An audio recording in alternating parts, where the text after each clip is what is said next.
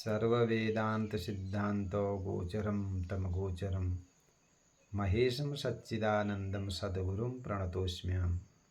सर्वमङ्गलमाङ्गल्ये शिवे सर्वार्थसाधिके शरण्ये त्र्यम्बके गौरी नारायणी नमोस्तुते।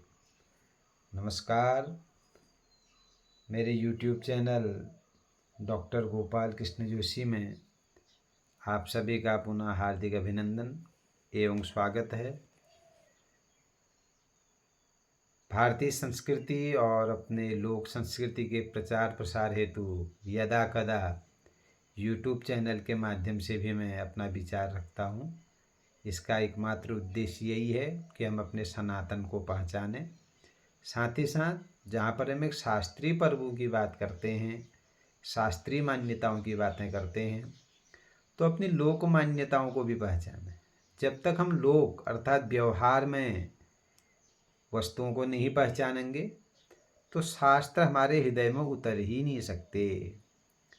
इन्हीं भावनाओं को ध्यान में रख करके हमारे जितने भी शास्त्रीय पर्व हैं और हमारे जो इतने विशेषकर पूर्वांचल क्षेत्र में मनाए जाने वाले लोक पर्व हैं, इनको मैं जोड़ने का प्रयास करता हूँ और हमेशा अपनी बात को भी शास्त्रीय और लोक पर्वों के आधार पर रखने का प्रयास करता हूँ। और इसी क्रम में एक विचार लेकर के मैं आज आपके बीच में उपस्थित हूँ। भाद्रपद का महीना है और यहाँ शुक्ल पक्ष अब लग चुका है और आज बिरुड़ा पंचमी भी हो चुकी है। सूर्य षष्ठी के बाद जो है सातवां आठों का पर्व हमारे पूरे उत्तरांचल क्षेत्र में, विशेषकर कुमाऊं क्षेत्र में बड़े धूमधाम से मनाया जाता है, जहाँ पर हम अमुक्तावरण सप्तमी और दुर्वाष्टमी के रूप में इस पर्व को शास्त्रीय मान्यता देते हैं। उसी क्रम में हमारे पूर्वांचल क्षेत्र में इन पर्वों को सातों और आठों नाम दिया गया है। और यदि इनका विवेचन करें, उस अष्टमी की जो तिथि है वो दुर्गा जी की परम प्रिय तिथि है, जिसको हम दूर्वाष्टमी भी कहते हैं। और दूर्वा समृद्धि का सूचक है, इसलिए दूर्वाष्टमी के दिन दूर्वा का दुबड़ा भी धारण किया जाता है और वह दूर्वाष्टमी के नाम से हम उस पर्व को मनाते हैं। दुर्गा जी की प्रिय तिथि होने के कारण इसको दुर्गाष्टमी भी कहा जाता है। और साथ ही साथ भाद्र कृष्ण पक्ष अष्टमी में तो कृष्ण भगवान का अवतार होता है, तो भाद्र शुक्ल अष्टमी में उनकी जो चिति और आह्लादिनी शक्ति है, राधा जी का प्रागट्य माना जाता है। इसलिए भाद्र शुक्ल की अष्टमी को हम राधा अष्टमी नाम से भी जानते हैं। और यशोदा गर्भ संभवा जो नंदा देवी है, तो उनकी भी दिव्य झांकियां बना करके हम उत्सव मनाते हैं और नंदा देवी की पूजा को नंदाष्टमी के रूप में हमारे पूर्वांचल क्षेत्र में मनाया जाता है। आरंभ में राधाष्टमी की बात करें तो भाद्रे माशिशिते पक्षे या पवित्राष्टमी तिथि राधा जन्मोत्सव तत्र कार्येत कृष्ण सेवक। भविष्योत्तर पुराण में वर्णन आता है कि भाद्र शुक्ल पक्ष की अष्टमी में मध्याह्न के समय श्री कृष्ण की आह्लादिनी जो राधा जी हैं, वो वृंदावन की पावन भूमि में वृषभानु के वहाँ यज्ञ भूमि में उनका प्रागट्य हुआ। और राधा जी जो है भगवान की आत्मा है, आत्मा तो राधिकायस्य, इसलिए कृष्ण भगवान की पूजा राधा जी के बिना तो अधूरी मानी जाती है। कृष्णार्चायाम नाधिकारो ये तो राधार्चनम बिना, राधा जी के अर्चन के बिना तो कृष्ण की पूजा पूरी होती ही नहीं है। तो इसलिए हम इस परम पावन तिथि में राधा जी का भी पूजन करते हैं।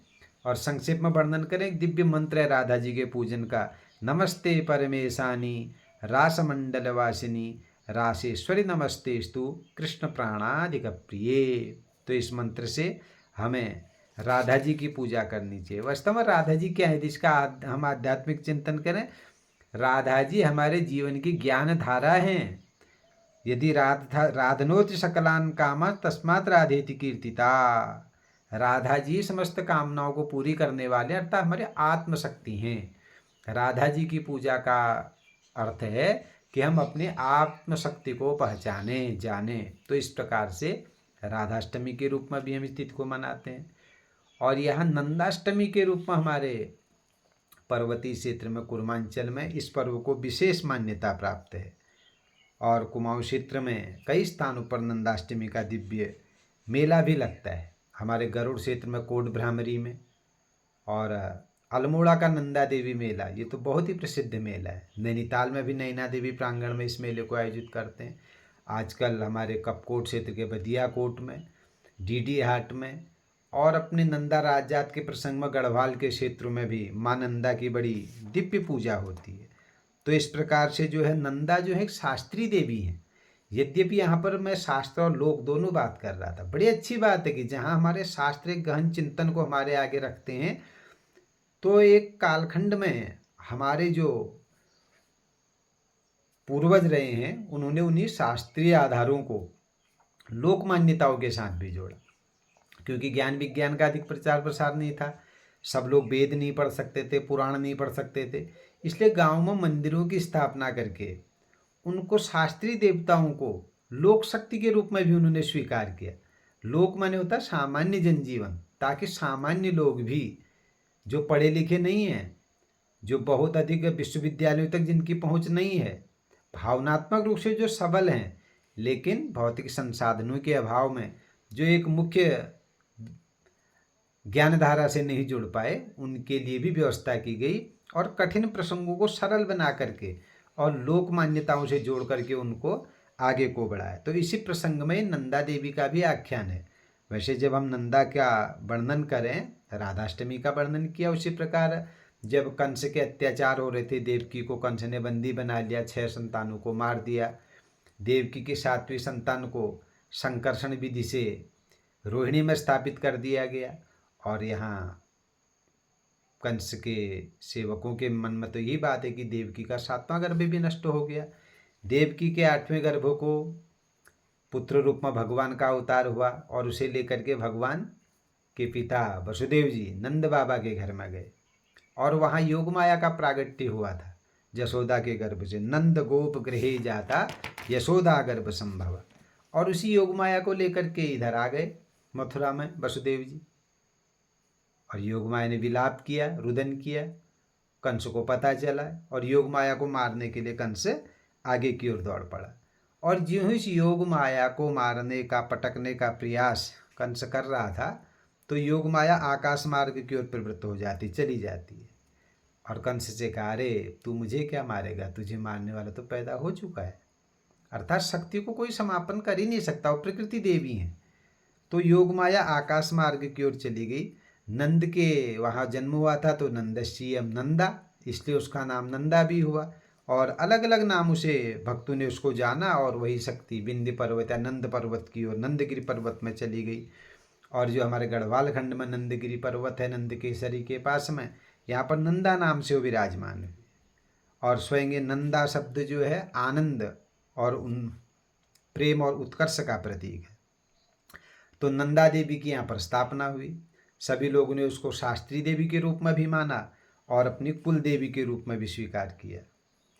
और ऐसा वर्णन आता है कि माता की प्रेरणा से ही चंद्रवर्ष के शासकों ने अल्मोड़ा में भी जो है देवी की, नंदा देवी की स्थापना की।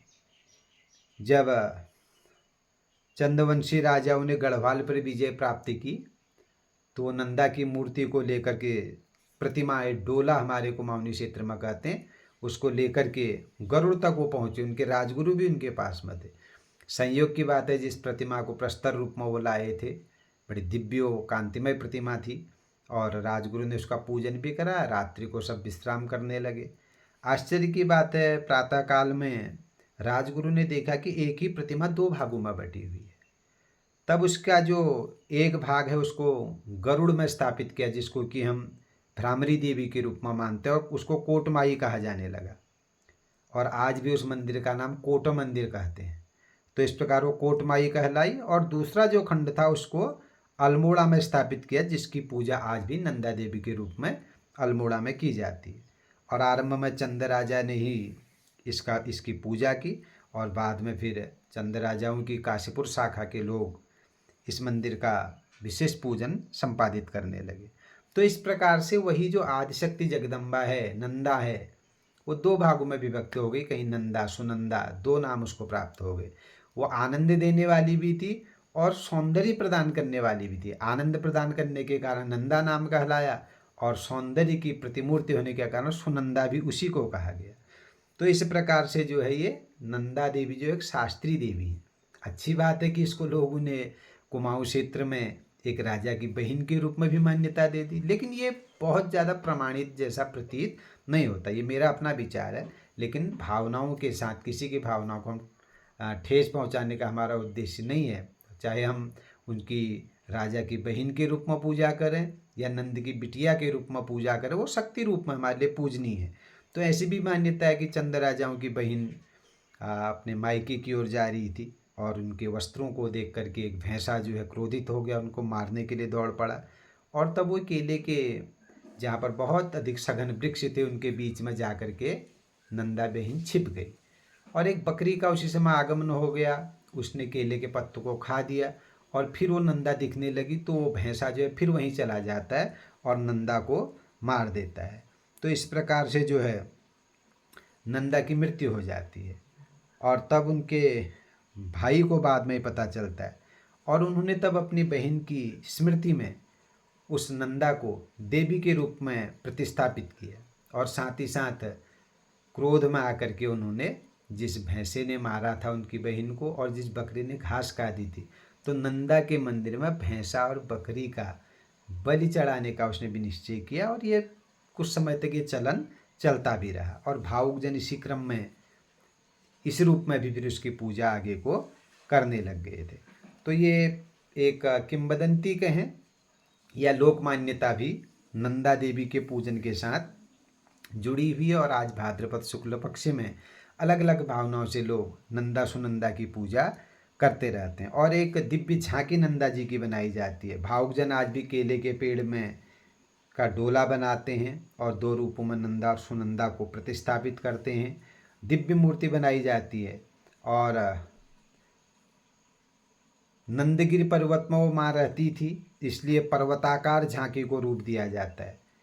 झांकी का जो आकार आता है श्वेत पगड़ी युक्त पर्वताकार, और वो श्वेत जो वर्ण है वो बर्फ का द्योतक है और पीली और चौड़ी मुखाकृति जो है चंद्रमा और सोने की समान दिव्य आभा के समान माँ का वर्णन वो करता है। वैसे जैसे मूर्ति रहस्य में आया भी है सप्तशती में कि देवी कनक वर्णाभा कनकोत्तम भूषणा। कनक माने स्वर्ण, स्वर्ण के समान दिव्य व माँ की मूर्ति प्रतीत होती है। तो इस प्रकार से जो है आज भी कई स्थानों पर माँ का पूजन किया जाता है, डोला बनाया जाता है। नैनीताल में, अल्मोड़े में, बागेश्वर, डीडीहाट, तमाम क्षेत्र पर नंदा देवी का मेला लगता है और बड़ा विधान इसका रहता है। जब नंदा देवी का विसर्जन किया जाता है तो रविवार, बुधवार या शुक्रवार को ही इसके डोले का विसर्जन किया जाता है। तो इस प्रकार से जो चंद राजा हैं या जो हमारे पूर्वज हैं, उन्होंने इस नंदा देवी की पूजा दो प्रकार से की। और कुल देवी के रूप में तो गौरा के रूप में इसका पूजन किया गया और रण के देवी के रूप में नंदा के रूप में इसका पूजन किया गया। तो इस प्रकार से जो है नंदा देवी अलग अलग स्थानों पर अलग अलग नामों से उसको हम जान रहे हैं और शास्त्रीय और लोक मान्यताएँ उसके साथ जुड़ी हुई हैं। नंदा भगवती नामो या भविष्यति नंदजा। यदि हम मार्कंडेय पुराण का अध्ययन करें तो इसमें तो यही वर्णन आता है कि वो भगवती नंदा जो है साक्षात जगदम्बा हैं और नंद के घर में उनका प्रागट्य हुआ। और यहाँ राधा रानी के रूप में भी हम इस तिथि को मनाते हैं। तो यदि हम पूजा का सात्विक विवेचन करें तो राधा रानी साक्षात वैष्णवी शक्ति हैं, नंद जो है शुद्ध वैष्णव हैं और उनकी शक्ति जो है नंदा है, वो भी वैष्णवी शक्ति है। तो इसलिए इन पवित्र मंदिरों में जो वैष्णवी शक्ति के प्रतीक हैं, तो जानवरों की बलि देना और ये तमाम प्रकार के तामसी उपक्रम उचित भी प्रतीत नहीं होते हैं। बलि शब्द भी अपने आप में व्यापक अर्थ को लिए हुए। बलि का अर्थ किसी की हत्या करना नहीं होता है, बलि का अर्थ तो होता है हिस्सा देना। इसलिए हम तो भोजन से भी पहले 5 ग्रास रखते हैं। तो इसलिए अलग अलग श्वान बलि, काग बलि, गौ बलि, ये तो हमारे वहाँ स्वीकृत हैं। इसलिए बलि शब्द का भी हमें सात्विक अर्थ लेना चाहिए। अजाम बलिम दद्यात वर्णन आता है कि बकरी की बलि देनी चाहिए, हम ऐसा अर्थ कर देते हैं। अजा शब्द का अर्थ माया है, माया का अर्थ अज्ञान है। अर्थात अपने अज्ञान की बलि माँ जगदम्बा के आगे समर्पित कर दीजिए। अपने मूर्खता को, अज्ञान को, अविद्या को, अविवेक को, इसको माँ के आगे चढ़ा दो और शुद्धता को जो है स्वीकार करो। ये इस नंदा देवी के आगे बलि का मुख्य अर्थ है। तो चाहे किसी भी कारण से बलि पूजा चली हुई हो, लेकिन आज के सभ्य, संपन्न और वैभवपूर्ण समाज में माँ के मंदिर के आगे इस प्रकार के बलि पूजा इत्यादि करना शोभायमान नहीं होता, अच्छा प्रतीत नहीं होता। ये हमारे बौद्धिक दिवालियेपन का प्रतीक होता है। इसलिए हमें सात्विक रूप से माँ की पूजा करनी चाहिए। यही नंदा देवी की पूजा का विशेष महत्व। और महाभारत में तो स्पष्ट लिखा भी है, सुरा मत्स्या मधुम मांसम आसवम कृष्णोदसम धूर्तै प्रवर्तितम एतत् नैतत् वेदेषु कल्पितम। ये मंदिरों में मांस चढ़ाना, मदिरा चढ़ाना और अभक्ष्य वस्तुओं का वहाँ पर चढ़ाना, ये तो धूर्तों के द्वारा चला गया। एक अच्छा समाज इसको स्वीकार कभी भी नहीं कर सकता है। तो इस चैनल के माध्यम से मैं आपसे यही कहना चाहूँगा कि उस माँ नंदा को, एक तो यशोदा गर्भ संभवा है, नंद गोप गृहे जाता यशोदा गर्भ संभवा, इस रूप में हमको उसकी पूजा करनी चाहिए। और यही उसी नंदा देवी ने, माँ ने कहा था कि शुंभ और निशुंभ ने जब भयंकर अत्याचार कर दिए थे, उनका वध करने का भी माँ ने वचन दिया था, ततस्तो नाशिष्यामि विंध्याचल निवासिनी। तो उसी माँ नंदा ने इस कपकोट क्षेत्र में, जिसको हम शुंभगढ़ कहते हैं आज, शुंभ और निशुंभ का दैत्य का वध भी इसी क्षेत्र में किया। तो इसलिए आज भी कपकोट के बदियाकोट और अन्य क्षेत्रों में नंदा मेला लगता है। तो निश्चय सिद्ध होता है वो शास्त्री देवी हैं, उन्होंने शुंभ और निशुंभ का भी वध किया। और अरुण दैत्य ने जब भयंकर अत्याचार किए तो माँ यहाँ कोटमाई के रूप में विराजमान हुई। तदाहम भ्रामरम रूपम कृत्वा संख्येय खटपदम त्रैलोक्यस्य हितार्थाय वदिष्यामि महासुरम भ्रामरीत च माम लोकास्तदास्तोष्यन्ति सर्वतः। तब माँ ने कहा कि मैं भ्रमर का रूप धारण करूंगी और अरुण दैत्य का उद्धार करूंगी। तो इसलिए गरुड़ में जो कोटमाई है, उसी का दूसरा नाम भ्रामरी माता भी है। तो वस्तुतः ये माँ नंदा जो है, चाहे वो भ्रामरी के रूप में हो, नंदा के रूप में हो, साक्षात भगवती हैं, वैष्णवी शक्ति हैं। और किसी राजा की बहन के साथ हम जोड़ करके उसकी पूजा करें, हमारी भावना है। लेकिन हम माँ को एक बार महिषासुर मर्दिनी भी कहते हैं। माँ ने तो स्वयं महिष का वध कर दिया था, लेकिन राजा की बहन को तो महिष ने मार दिया, इसलिए वो देवी कैसे हो सकती है? इस पर भी एक गहन गवेषणा का विषय, चिंतन का विषय है। तो इसलिए महिष नाम के दैत्य का तो माँ ने स्वयं उद्धार किया था, इसलिए उसको महिषासुर मर्दिनी कहा जाता है। इसलिए इन कथानकों का बहुत चिंतन करने की आवश्यकता है, गंभीरता से इनको समझने की आवश्यकता है। तो खैर, जो भी हो, तात्विक विवेचन के द्वारा हमें अपने इन शास्त्रीय प्रसंगों का और जो लोकोत्सव हैं, इनका आध्यात्मिक विवेचन करना चाहिए, समझना चाहिए, चिंतन करना चाहिए। और अगली पीढ़ी में अपनी संस्कृति का हस्तांतरण हमें बड़े धैर्य के साथ और शालीनता के साथ करना चाहिए और स्वयं भी उनमें प्रवृत्त होना चाहिए। यही भावनाएं इस वीडियो के माध्यम से मैं आप सबके समक्ष रख रहा हूं। आशा है आप इस वीडियो को अंतिम तक सुनेंगे और एक वास्तविक चिंतन की ओर हम बढ़ें, अपने अगली पीढ़ियों में अपने संस्कृति का हस्तांतरण करें। आपको मेरी बात सही लगी, चैनल का प्रयोग सही लगा हो, तो आप चैनल को सब्सक्राइब भी करिए। और यदि कोई बोलने में मेरी त्रुटि रही हो तो आप सुधार के लिए भी अवश्य कमेंट करें और मेरे को आदेशित करें। मुझे इसमें बिल्कुल भी संकोच और कोई नाराज़गी की तो बात होती नहीं है, क्योंकि जब हम आपस में चर्चा करेंगे, संवाद करेंगे, तभी एक सही चीज़ निकल करके समाज के आगे रख पाएंगे। इन्हीं शुभकामनाओं के साथ पुनः आप सभी का अभिनंदन, नमस्कार।